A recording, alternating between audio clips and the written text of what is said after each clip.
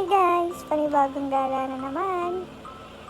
Kasama ko nga pala ang paring nyo.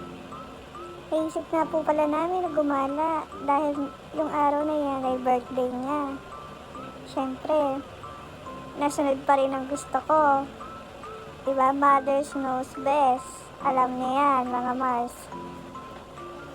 Ngayon, nagpunta po kami dyan sa Temu Falls. At malapit po yan sa Shawolay. Dadaan muna kayo ng Dasi. And then, madadaanan nyo rin po ang Sansha.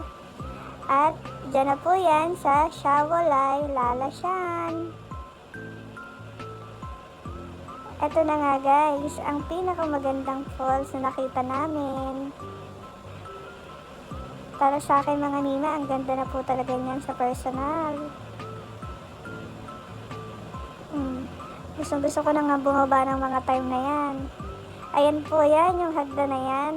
Sobrang matarik, buwis buhay, pagbaba nyo po dyan. Pero ang ganda naman, mga nima. Tingnan nyo naman, nakababa na ang person. Oh, diba pak? Napakaganda po ng pose na yan, nima. Parang tatagos ka na dyan sa kabilang buhay. Charis. At yan, mga inabot po namin. Pauwi na nga po kami dyan at nag-picture lang po kami dyan. Kasi po, malamig po din talaga ang tubig. At yung hagda na yun, yan din po yung aakitan nyo pataas. Tingnan nyo naman guys, ang ganda. At ito, bumaba na po kami sa baba ng falls na yun. Yun po yung CR at ito ang entrance nila. 50 po, tsaka 100. 100 ang tent po nila guys. Diyan kayo magpa-park. Eto na, pagod po ang person. Sobrang nakakapamanghid po sa tuhod pag-akyat nyo po galing sa falls na yun. At ito naman po yung binabagsakan ng falls na yan. Ito na po yung ilog. Yan, ang ganda guys. Ayan po yung mga tent nila. Malamig po talaga ang tubig dyan guys. Ayan, parang kami lang po halos. Biglaan po yung punta namin at walang tao. Ang sarap guys pagkasama niyo yung mga tropa nyo. Syempre, kahit kayong dalawa, okay lang naman. Basta legal ka. Diba? Ayan guys, ang ganda. Tingnan mo naman. Pak. Nakakagigil sa ganda guys. Ang sarap tirisin. Parang siya. Nyemas. Shit.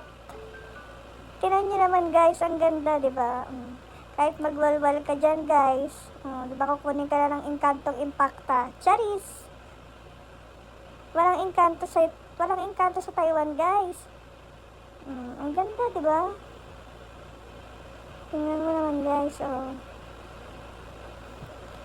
fresh water. Gusto ko na po dyan pagtampisaw guys talaga. Sulit ang inyong 50 NT. Sulit ang pagod na guys. Ayan, may mga basurahan po dyan. Kaya bawal ang burara at salaula. Yan, pwede rin kayo mag-park dyan. Napakaraming paru-paro guys. Diba? Napakaganda talaga sa Temu Falls. Yan, ayan po. Yan po yung karugtong ng falls na yan guys. Yung running water na yan. Super malamig. Kahit dyan ka na matulog guys, kung lasing ka.